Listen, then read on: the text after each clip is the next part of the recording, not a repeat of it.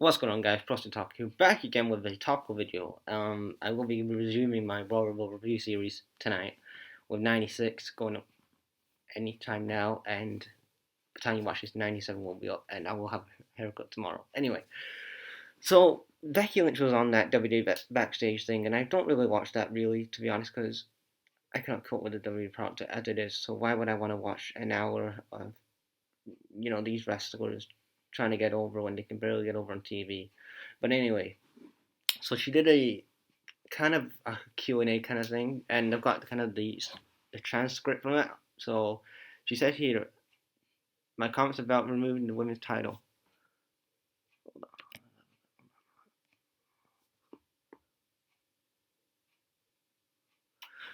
And basically, she says, my comments about removing the women's title from the conversation wasn't about removing a division. It was about being to rethink it. And it wasn't. Sorry, guys, I'm a bad reader, so excuse my reading. I wasn't advocating for anything changing in title names or it sounds like I have the power, but simply equal volumes of opportunities. They are based on skills and not gender. The term women can limit openings becoming phrases like them, already a woman, and man on the show is still in wrestling historical DNA. We're all superstars who want our shot and places on the show if we earned and deserve them.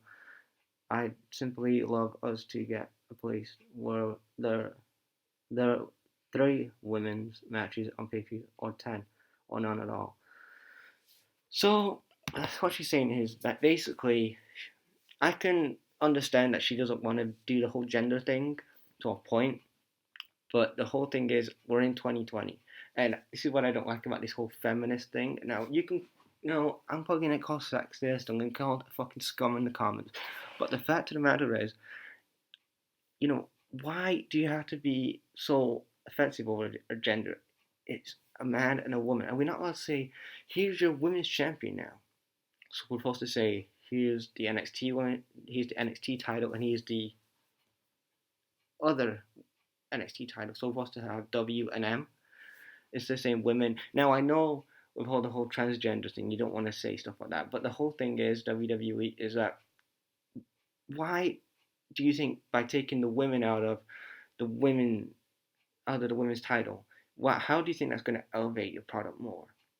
You're you're going to an audience that barely watches WWE. Maybe you'll have a couple of feminists in the feminist group that would agree with this and would watch your product maybe, but there's not that many. And I don't know why you would cater to those sort of fans. Now, WWE went into a PR stunt and they did a tweet or something and they backed this whole thing. But in my opinion, WWE, you just bring yourself a big hole, and you don't need to do that. Like, you can just keep it as women and men. Like, it doesn't matter. We're in 2020 and we're still debating if we should mention agenda. The agenda shouldn't come into the whole thing.